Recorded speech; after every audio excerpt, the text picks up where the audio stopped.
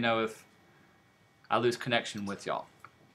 And when you download the file, there we go. Sorry about that. It's going to give you a blank poster that looks like this.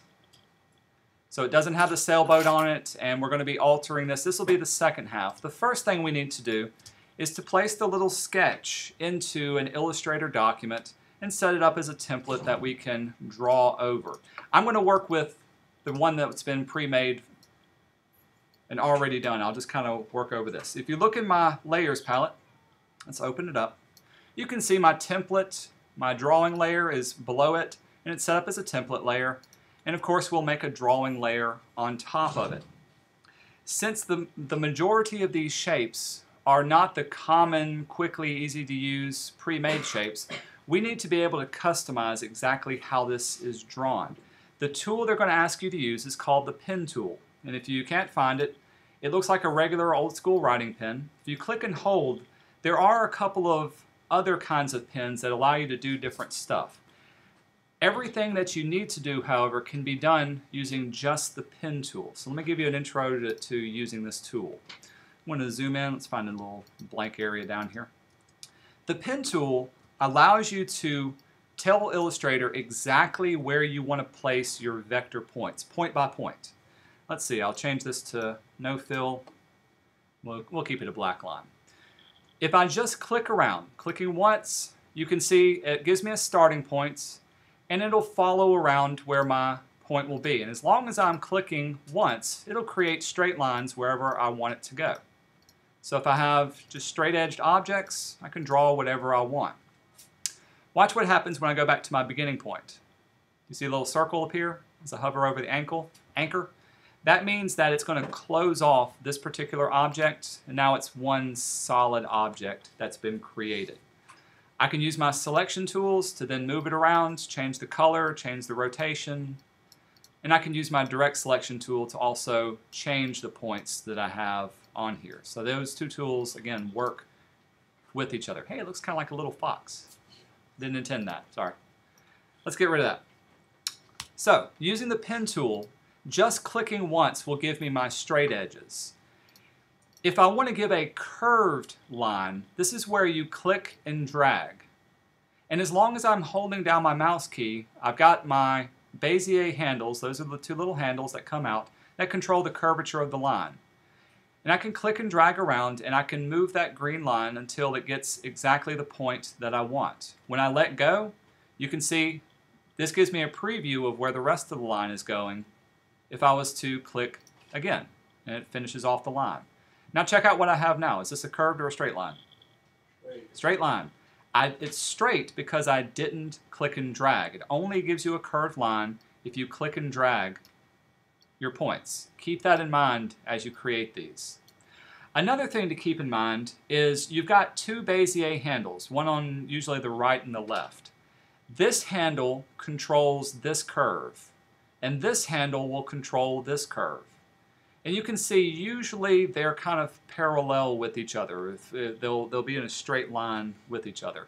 Most of the curves that you create tend to look better when your Bezier handles mirror one another. Most of the time. I'm going to throw that out as general. We'll see how to change those up in just a second. But clicking and dragging will give me those curvature kind of lines. Again, I can use my direct selection tool to click on these and clean them up as necessary. I can click on the Bezier handle and be able to click and drag those around, or I can click on the line path itself and be able to move it around. You can see both of those. If I move one Bezier, it'll move the other. Now let's get more technical. Here's where the fun part begins when using the pen tool. We'll click and drag. Let's say I didn't want to have another curve. Remember, I've got another Bezier handle on this side, so it's going to give me that curvature automatically. Let's say I wanted it to go straight down from here. If I re-click on the last anchor point, notice my little icon, it has a little kind of broken arrow down at the bottom right. If I click again, I lose my Bezier on this side, and then I've got a straight point. So I can click and drag, click on it again, and then the next line I create will be a straight point from that anchor. So this is a quick and easy way of going from a straight edge to a non-straight edge. Draw off what I need. If I don't want it there, click again, gets rid of that one. It still keeps my last one that I have, but gets rid of the next one. So that's clicking on the point. I can take it one step farther. Let's say I didn't want to have a mirrored Bezier handle. We'll start off with a point. Always have yourself one point. Click and drag. Let's say instead of this Bezier point following this curve, I want to give it a different angle to go off at. Find your Option key on your keyboard. I usually use the one on the bottom left-hand corner. If I hold down the Option key, watch my cursor change. That little broken angle right there is called the, let me remind myself, anchor point tool. You can see it's also right here. If I hold down Option and get my anchor point tool, this will allow me to click on just one handle and control only that Bezier curve. So for now, I can bring it in, and this will give me a slightly different path to choose from. Whoop, I clicked off of it, that's why it didn't work. Let's try again. Click and drag, hold down my Option, and then I can go off at a different angle. I can even bring it back over here. We'll see this work when I start dragging and tracing off the boat itself. If I wanted to, let's say I was dragging my angles, I could use my direct selection tool, click on one and adjust those angles, or I could go back and use the anchor point tool and click on just this handle and be able to control it. Do y'all see how that comes in handy now? That'll give me more of a shark fin kind of look. It's still curved, still using that angle, and it works really, really well with this. By the way, here's a good keyboard shortcut to remember. If I'm drawing off a line, and I want to stop right there. I don't want to have any more points on here. I want to start a new line. Shift Command A will deselect whatever you have selected. So Shift Command A, notice that it's no longer selected. Here's how I remember that. If you do Command A, it selects all. If you do Shift Command A, it deselects all. It does the opposite of that. So when I deselect something, I can go back and start drawing again, Shift Command A, and continue drawing from there. Pretty cool? I think it's cool. I do this all the time. Okay. Last thing to know about the pen tool and the convert anchor point tools. If you draw off a shape, let's say I'll start off with a regular box, and you need to add or remove points. I've got my shape selected. I've still got my pen tool. If you hover over a line, watch my tool change. I get a little plus sign whenever I go onto a path. I can add points to any part of a path that's already created. Now it's directly on the path, and so if I use my direct selection tool, I can click on those points and be able to change them up and move them around as well. If I needed to erase away points, I can use my pen tool, click on an anchor point. You can see I get a little minus sign, and that will erase away those particular points as well. So the pen tool, very, very powerful. I tend to use it a lot more than I use the other drawing tools simply because it's a little bit faster and more precise in drawing, but it takes a little bit of learning to get used to. The final thing you can do with your anchor point tool, you can also do it if you held down your Option key with your pen. If I wanted to convert this from a straight edge to a curved line, I want to pull out some Bezier handles from a point. Holding down Option, when you click and drag, this will give you your Bezier curves. And so now I've got a curved line that I can work with. Again, Option and drag. And then if I want to change up one curve, I can hold down Option and move around that particular curve as well. All right, let's put this into practice. Let's draw off this particular shape. The first thing we're going to do is the little boat down on the bottom. I've got my pen tool. I'm going to convert my color of my line to red just so we can see what we're working with. Always give yourself a starting point just by clicking once.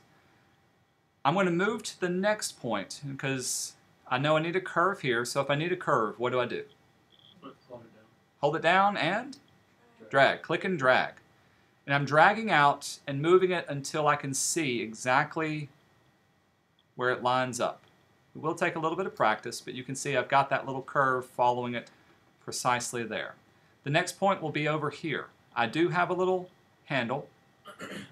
It's not perfect, so let's click and drag and move it till it gets pretty perfect right there. Now it's off over here. This is where playing around and figuring out what works best comes in handy. What do I hold down if I want to change my Bezier point? Option. Hold down Option, and click on this handle, move it in, and it gets a little bit closer. I can also Option click on this one and keep going till it gets from there. We'll keep moving on.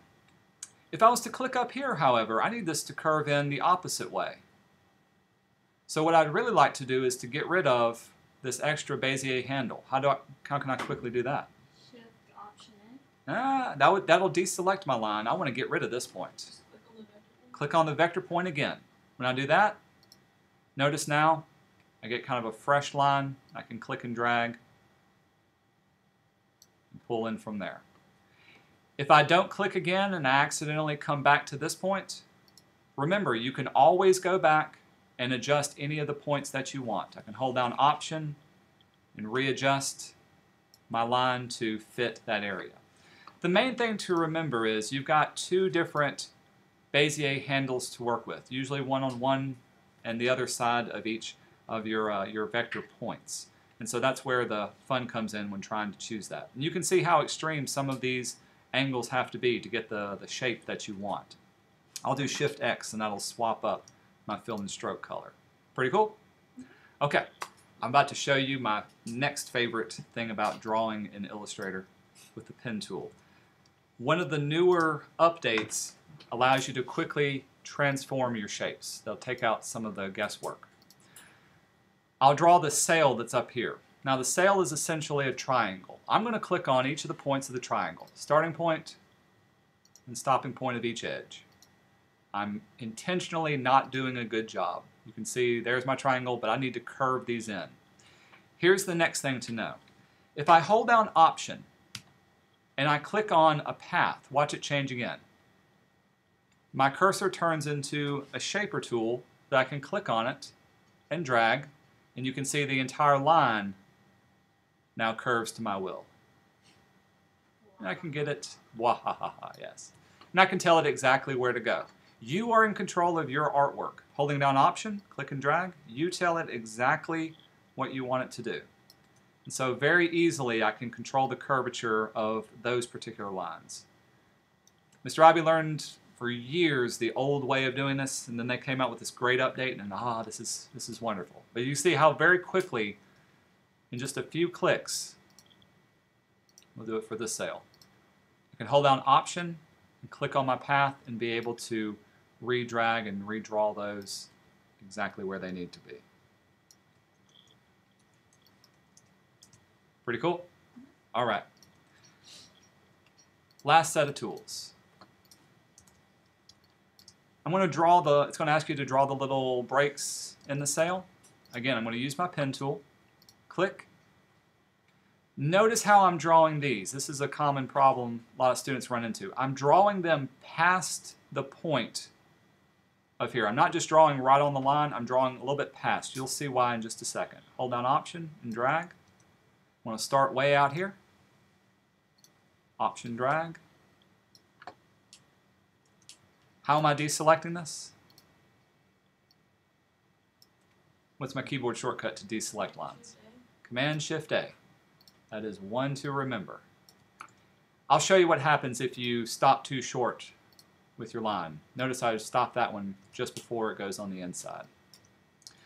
To quickly fill in an area with a color, what I would like Illustrator to do is to recognize this as one shape and this as another shape, and to clean up some of my other lines that I have. The tool that you'll use is called the Shape Builder tool. Now this is going to be different from the Shaper tool that we've used before. The Shaper lets you quickly draw individual shapes. Shape Builder, check out what you can do with this. With it selected, first of all, we need to be able to select what we're affecting. I'm going to hold down my Command key, and that'll give me my selection tool. And I've selected all the points. Now, when I drag over it, you can see Illustrator is recognizing those areas. I want to zoom in. We'll move over. If I was to set my fill color to something that we can see, let's say I filled it in with green. You're going to have to actually fill it in with black and white, but I'm going to show you green just so you can see it. I can click over it, and it quickly fills in that particular area. So very quickly, I can create shapes with this tool.